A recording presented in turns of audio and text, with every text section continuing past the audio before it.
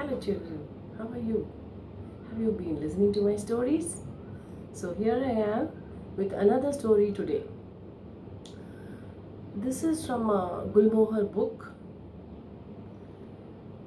and the story's name is Unkempt Munke Timpetoo, right? This is written by Sigrun Srivatsa. He is a well-known writer, sculptor and illustrator. Her children's stories show her sensitive understanding and handling of children's thoughts and feelings. So imagine that it's your birthday and you want something very badly. How will you want your wish to come true? So this story is about a boy who wanted his wish to come true. Let's see what he does.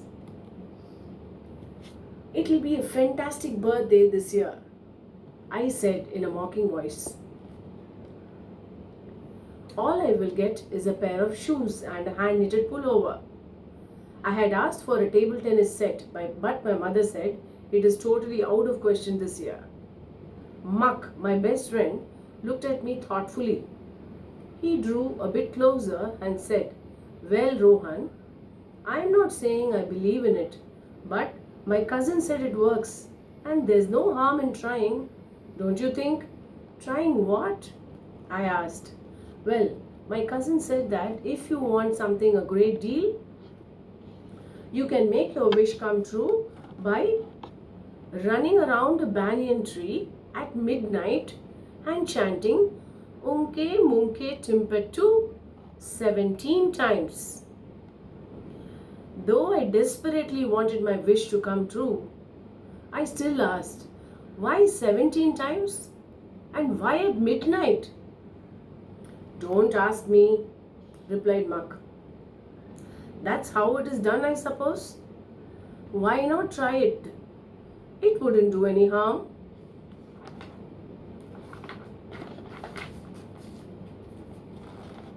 I thought it was all nonsense. Besides, I couldn't think of any banyan tree in our neighborhood, except the one in Mrs. Brewer's garden. But who would dare to enter her garden? Not me. And definitely not at midnight. Mrs. Brewer had been the principal of our school till last year. One look from her pale green eyes was enough to silence the bullies like Rinkulai of class 10. I had seen it happen with my own eyes. "Forget it," I said. However, the thought kept haunting me and I could not think of anything else. So, on the day before my birthday, I told Muck, "If you come along with me, I will go to Mrs. Grover's garden tonight and do it." "Why should I go with you?" said Muck. "I have no secret wish." "Come on, let's go and wish for my table tennis set."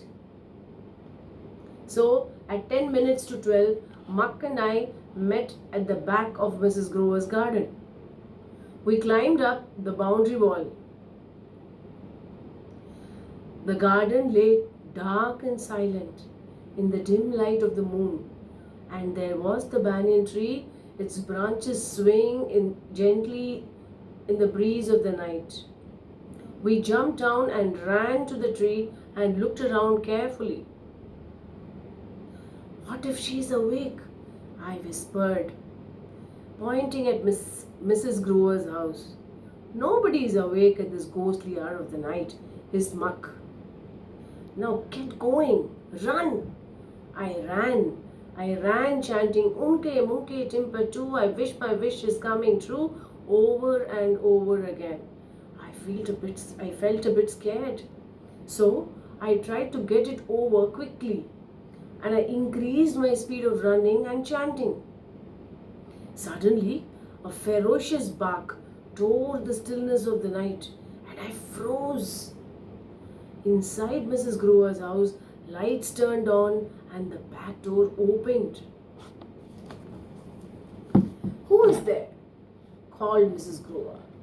Answer, or I will unleash this dog.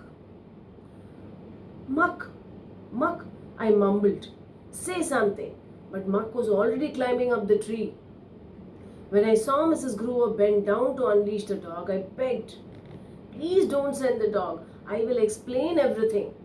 Speak out fast, Mrs. Gruber shouted.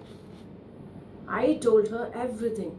I feared she might not believe me, but she listened to me without interrupting. She looked at me with the hard, light green eyes of hers, as if she was trying to see right into my heart.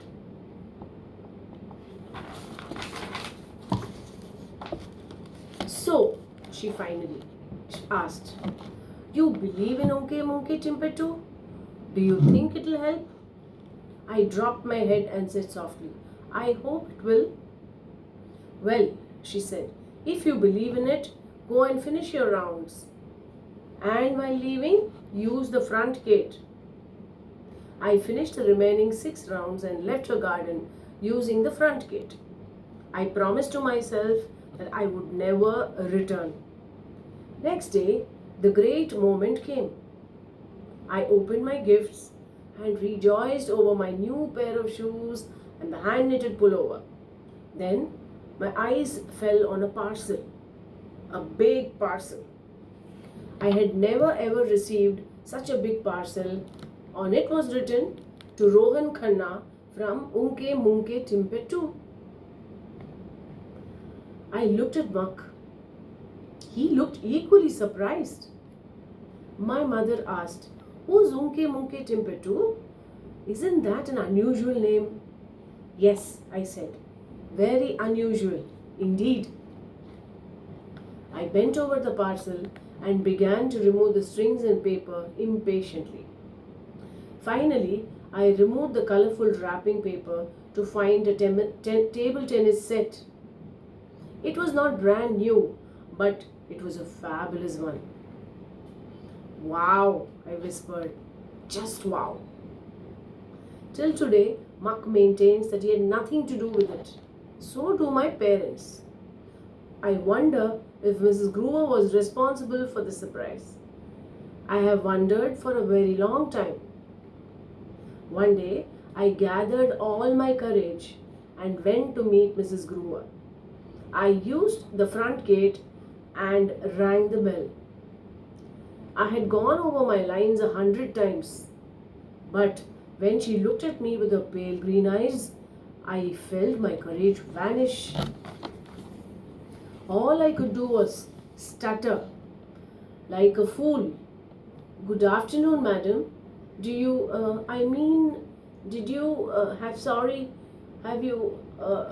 believe in Unke Munke Timpetoo? Mrs. Gruber continued to look at me with a strange look in her eyes. She replied softly but seriously, Yes, I do believe in Unke Munke Timpetoo. I had wished to have somebody over for tea today, and here you are. Now, isn't it a perfect example of Unke Munke Timpetoo? She smiled and she looked so different, almost friendly.